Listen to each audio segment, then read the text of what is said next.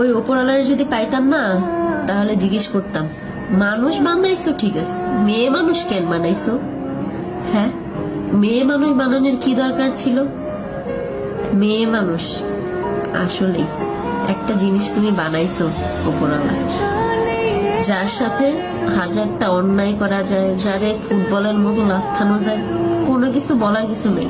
মানুষ তো এমনও বলে যে মেয়ে মানুষ জন্ম নিলে নাকি মাটি কাইপা ওঠে, যে মেয়ে মানুষ জন্ম নিচ্ছে মাটিতেও নাকি ভয় পায়।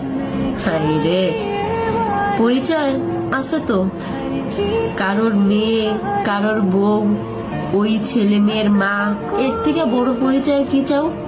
এতটুকুই তো যথেষ্ট। তারপরেও যদি কেউ পরিচয় বানাইতে যায়, তাহলে সমাজের মানুষ কি বলে জানেন?